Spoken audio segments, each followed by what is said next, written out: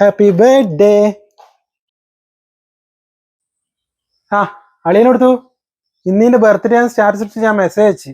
Reply ഇല്ല, ഒന്നുമില്ല. കൊടുത്തു. ഞാൻ ആത്തിരുന്ന് പഠിച്ചേ.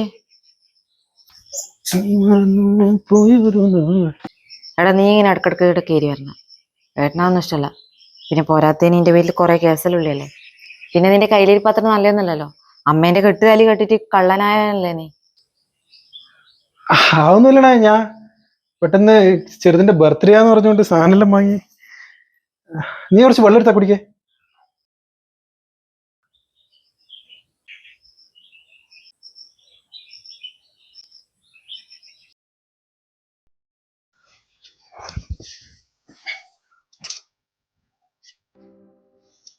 നിങ്ങൾക്ക് ഓർമ്മയുണ്ടാ, പണ്ട് അദ്രൈഖാന്റെ പറമ്പിൽ നിന്ന് തേങ്ങ കട്ടിട്ട് അദ്രൈഖാന്റെ വീടിൽ തന്നെ കൊണ്ടുപോയി വിറ്റ്.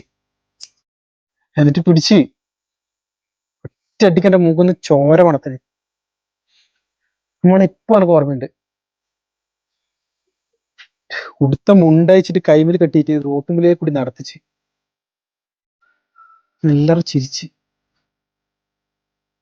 പക്ഷെ അമ്മേന്റെ കണ്ണ് നിറഞ്ഞ് ഒഴുകുന്നില്ല.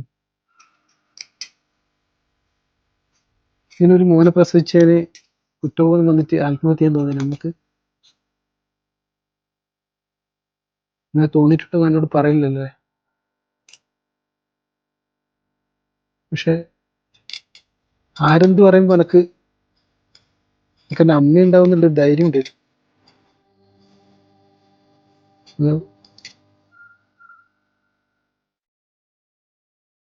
ഇപ്പൊ ആ ധൈര്യം ഇല്ലല്ലോ അമ്മ. എനിക്കിപ്പോ എന്റെ അമ്മയില്ലല്ലോ. എനിക്കിപ്പോ എന്റെ അമ്മയില്ലല്ലോ. ഒന്നു നനയാ